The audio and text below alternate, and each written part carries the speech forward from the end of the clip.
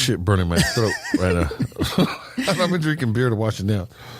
Anyway, are there any more? Oh, no, I'm good right now. This thing's got something in them, man. They ain't right. So, do not eat these jalapeno. Yeah, I mean, unless you want, you're into that kind of thing. Anyways, back, yeah. So, and by the way, he was also from Modesto, which is where I'm from, out there in that region. Yeah, man. George Lucas? Yeah, you know that? I thought he was from San Francisco, bro. I mean, no. Northern Cali. I like to take all the credit. No, Northern Cali. And it's a shame that they didn't put that fucking museum that they were going to put here in the city. Yeah. That would have, it would have been. But isn't there a museum in the Presidio? It's his business. Okay. It's his office. It's his, so no Studios. museum. Yeah. It was going to do it in Chicago, and that fell through. Now it's going to be in Los Angeles. Ah, what?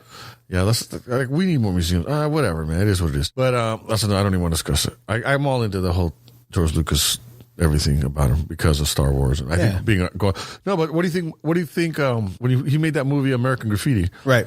Which, if you watch the movie, man, he's like the guy, the man. It's really about his life, and it's about him leaving Modesto. Literally, this movie is about leaving Modesto to follow your dreams or your destiny, which for him was to be to be the filmmaker that he became, the great, follow his destiny. Basically, his dad wanted him to stay. They owned some stationery company out in Modesto, down to somewhere out there, and he was supposed to take over the business, and he rebelled against his father, like a rebel, like his aunt and uncle Baru. Think about it, George Lucas, the rebel. Luke Skywalker, George Lucas. It's the same dude. That's him. So that movie, American Graffiti and Star Wars, they're basically the same movie, same story. It's about, falling in American Graffiti was about going to college. Right. And don't hate me. I've never seen American Graffiti. You don't have to see it, but it's a dope. You should watch it. Dude, Richie Cunningham is in there. Yeah. I remember the characters that were in it. I just never seen it. And it's the first movie of its kind that was made like that. And anyways, who drove the fastest? There are parallels between the two movies. Who rode the fastest race car in Modesto in the movie? If you watch the movie, it's Harrison Ford. He drives the fastest car in Modesto, and it's like cruising graffiti. It's all like this 50s vibe. And if you watch Star Wars, who's got the fastest ship in the galaxy?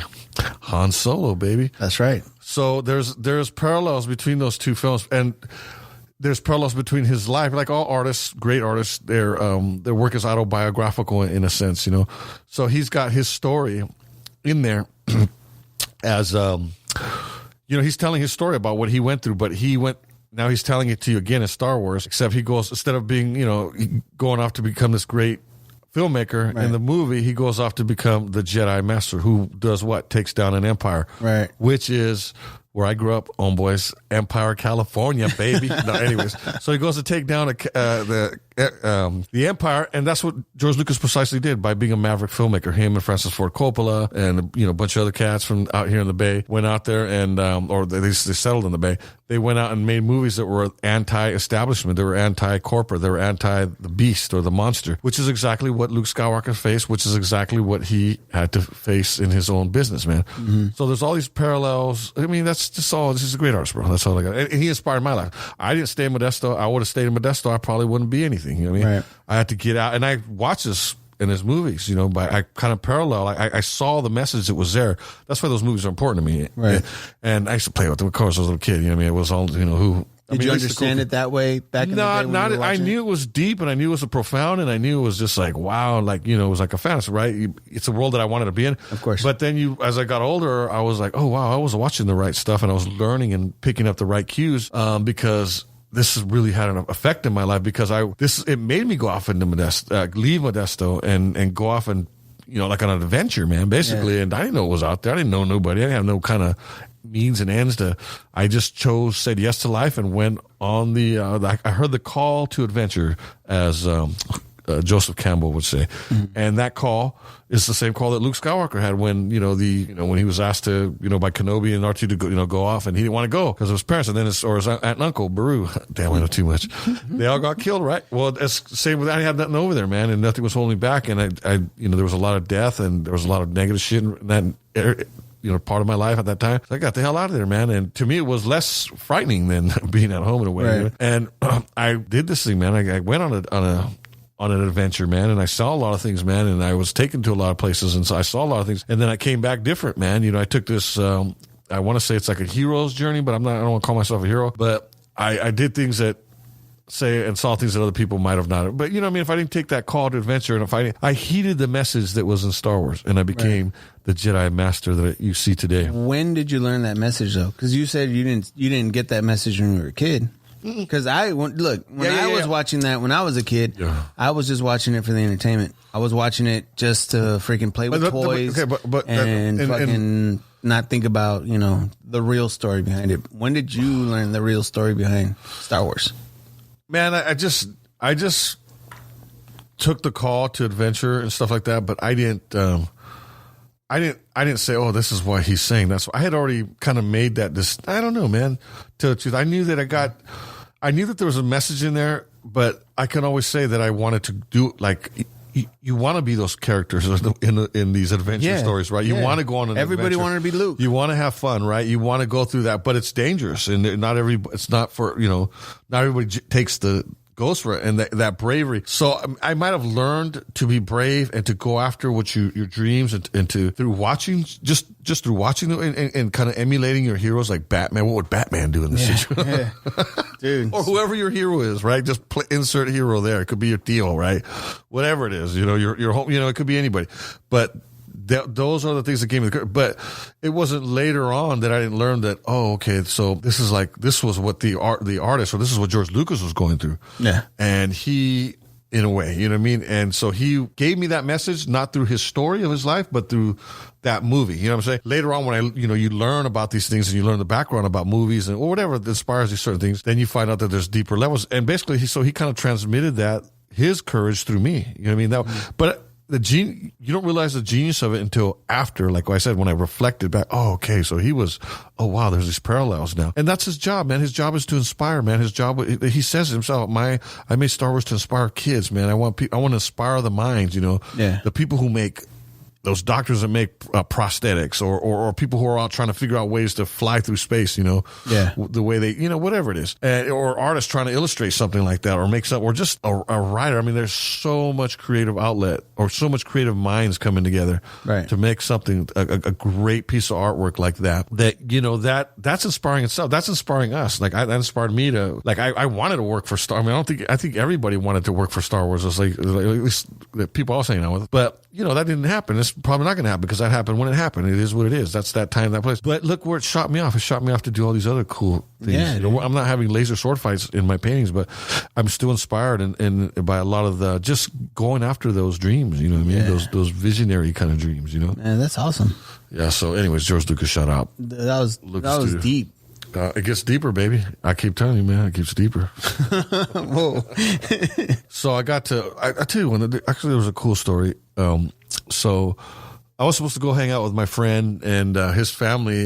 He got an Airbnb. He paid for it all, so that's part of why it was like a retreat, man. I had to ask my wife, I had to make time, and I wanted to make it just to go out there and draw and paint because I got this mural coming up that I'm going to be painting in downtown San Jose. It's right behind the cathedral and the baptistry, I think, and then right next to the San Jose Museum of Modern Art.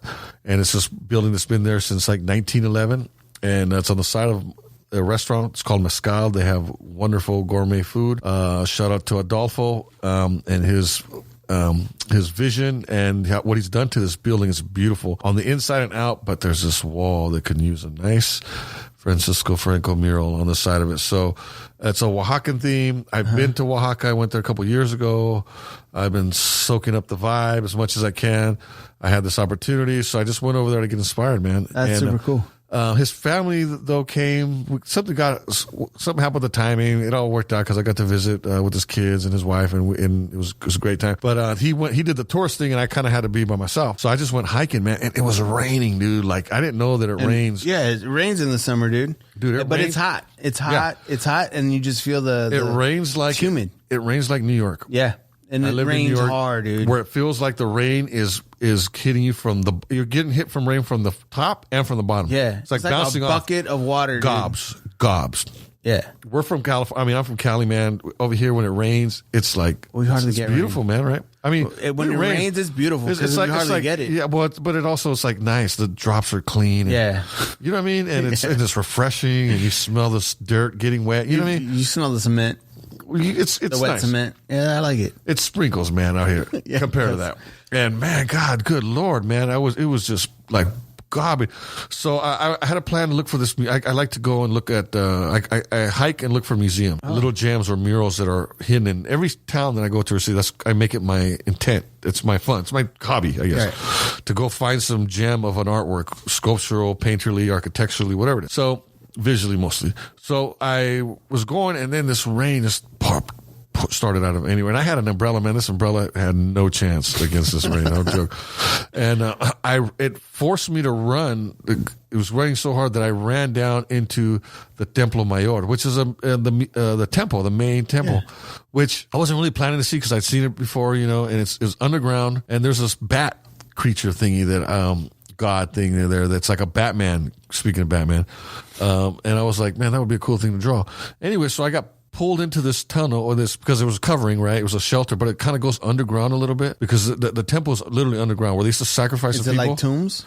It's just like rooms. It's just underground. You know what I mean? Kind of because it is underground. The temple's underground, right? Because it's sunk. And the cathedral on top is sinking too, so they keep having to jack it up. Oh shit! Do retrofitting all the time. It's crazy, right? So I'm in this. It's pouring thunder, bro. Like I haven't heard since like thunder from the gods, bro. Just boom, Yeah. And that's summertime in Mexico. I go, well, yeah. So I'm like, well, you got to walk through through a path through the temple on the outside of it before you can go inside it again. Right. And I was just getting stir crazy. I wanted to draw. I was wasting time, and I just went for it. And it was pouring, man. And I wait for it to. It was still pouring, but it wasn't pouring as hard. Went through the whole thing, walked around, got all wet. My shoes got all soaked. And then went down in there and just started drawing stuff, man. And I started drawing this little vase that had these little fangs. And it was blue with this little red. Anyways, what I found out later, I was drawing this thing and I'm listening to the thunder and I'm inside of an Aztec temple, basically, right? Wow. And you can hear the thunder just boom, and the rain is just pouring. And I'm just sitting there for a couple hours, like about 2-3 hours I spent over there just sketching. Yeah, man. And nobody was worried about you. No, man. People were sitting there really watching, when kids come. And I try not to make a scene, man. I kind of want to, like, I'm not trying to get attention. I'm just trying to sketch and be left alone. But it does, people get interested. And so, there was hardly anybody there. Right. It's dark and dim in there. You got these ancient sculptures of these gods just staring back at you. You got the lightning. And I was like, wow, this is deep, man. This is like profound stuff. But it wasn't. It's like meditation. It was, but you're literally meditating when you're drawing in that state, when you get in that zone. And I was there for a while. And when I left, I showed my friend, they had asked, I showed them the sketch of what I'd done. My friend from Mexico City, shout out to Will Orozco. He stopped by and said, what's up? We kicked it again, the homie, and a dope ass artist from Mexico City. He went and he goes, hey, you know who that is? And I go, no, who is it? He goes, that's, I'm not even going to remember it. Tanoc.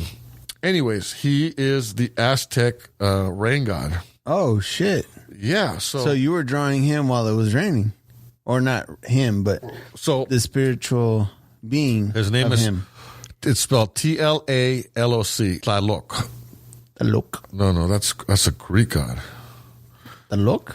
Yeah. It sounds right. It sounds Mexican. That was a Greek one. Hold on, give me a second. There he is. This is the thing I painted. Mexican rain god. Yeah, that's his name. Tlaloc? Tlaloc. A ver. Tlalok. I didn't mean to say let me see. So I was sitting there sketching a rain god, man. It's on my IG and stuff. So you saw that right on IG? Yeah. So I was drawing that dude. I've seen this before. Yeah, it was just famous, right? But I didn't know what it represented. But here I am getting chased by the rain into the temple to draw. Of the rain god. To draw a rain god as it's pouring and you're feeling the power of the god. When you hear that thunder, man, it makes you, when you hear it like over there or any place where we don't get a lot of thunder like that out here. No, we don't. If you can imagine yourself being a prehistoric or pre-science person, right? And hearing that, and you're going to go, damn, someone's pissed off, right? And they're dumping water, and they're whoever this is, man. So it was profound, man. It was a real human experience, and to have it happen inside like that, and to experience all that, I don't know what it meant, but it was pretty profound for me. So that touched me, man. I'm inspired to do some kind of work based off of that. It was meant for you to draw. Yeah, and just the kind of coincidences, man. Maybe you don't know subconsciously, maybe you do, but that's another. I like to live my life like that, man, where I let experiences happen to me, man. Like I kind of go with when you get the chance, when you get to get away and you're not with your family, where you can just let, and the weather and basically the weather, a lot has to do with the weather. weather. Basically chased me down in there and got me, put me in the zone. It's not something that I would have thought of or